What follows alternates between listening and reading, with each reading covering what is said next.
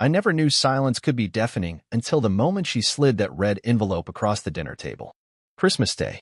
The house was glowing with lights, soft carols playing in the background, eggnog in our glasses.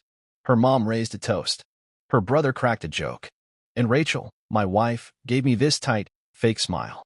All teeth, no warmth. Then she handed me that envelope like it was some sweet holiday card. I opened it. Divorce papers. Just like that. No heads up. No argument. No slow drift. Just this. And then, the unbelievable happened. Her whole family started clapping. Like they just pulled off some big surprise party. I didn't even flinch. I looked at her. Then at them. Then back at the envelope. And I smiled. She leaned in, whispered, "Merry Christmas." I leaned right back and said, "You should open your gift." She stiffened. Didn't think I brought one. She was wrong. We'd met 8 years ago, college sweethearts. She had this sharp laugh, a spark that pulled you in. Me? I was the quiet one, the planner. Studying law, already mapping out my future like a blueprint. She made me believe in things: family, love, the idea of home. So I built one. Bought us a house in the suburbs. Grew my law practice. Paid for her grad school. Spent Sundays eating brunch with her folks. Even put up with her smug brother Brandon, who always looked at me like I didn't belong. Probably because I never kissed his ass like the rest of them. From the outside, we looked perfect. And for a while, I thought we were. Until little things started stacking up. A new lock screen on her phone. More girls' nights out. Conversations that stopped the second I walked in. And Brandon, being a little too friendly. Now, I'm a lawyer, I don't guess. I deal in facts. So I started digging. Found strange charges on the bank account. Hotel stays. Gifts I didn't buy. A separate credit card I'd never seen. That's when I hired a private investigator. When the photos came in, her and Brandon, acting way more than friendly, I didn't lose it. I got calm. Sharp. I didn't say a word to her. Why spoil the show? Instead, I played the long game. Quietly gathered everything: expenses, text logs, proof of the affair. In our state, cheating still carries legal weight. And so does financial misconduct. I changed my will. Moved assets into a trust she didn't know about. Signed over our house to my sister. Had her sign a bunch of financial forms I said were for taxes. She never even read them.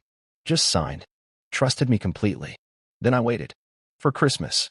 The clapping died down. Everyone looked at me, bracing for drama. But I just nodded, slipped the divorce papers into my coat, and pointed to the little silver box under the tree with her name on it. She paused, then picked it up, shook it, smiled, awkward and forced, untied the ribbon, opened the lid, and froze. Her face went pale. Her hands started to shake as she pulled out a stack of photos, her and Brandon at the hotel. Receipts, bank transfers, and under it all, a USB stick. She knew exactly what was on it. Video, GPS logs, email she thought she deleted.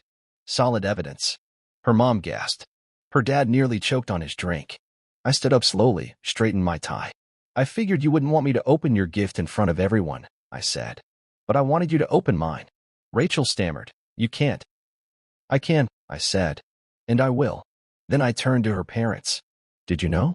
Your daughter's been sleeping with her sister's husband for 6 months? And using our joint account to pay for their hotel getaways?" Brandon tried to speak. "Look, man. I cut him off. Might want to get a lawyer. You used company money for those trips. That's embezzlement. I already sent everything to your boss." More gasps. I looked back at Rachel. "I'll be filing tomorrow. Adultery. With full evidence." She was trembling. "You wouldn't." "I will," I said. "You handed me divorce papers on Christmas. In front of your family." While they applauded. I looked around. The room had gone dead quiet. "And just so we're clear," I went on, "you don't own the house anymore. Check the deed. You also signed away any rights to my firm's assets. Remember those tax papers?" I turned to her mom. "She's going to need a place to stay. Maybe with you, once the court gives me everything clean." Rachel dropped onto the couch, silent. Shattered. I grabbed my coat, walked to the door, and looked back one last time. "Merry Christmas," I said. Then I stepped out into the cold. The crisp winter air hit my face as I got into the car. Closed the door. Just sat there for a second. Breathing. Not angry. Not heartbroken. Just free. All those years I played the loyal husband. Turns out I'm better at being the quiet storm. And if you're gonna serve a guy like me divorce papers on Christmas, you'd better pray he didn't bring a gift. But I did. Wrapped it in truth. Vow and all.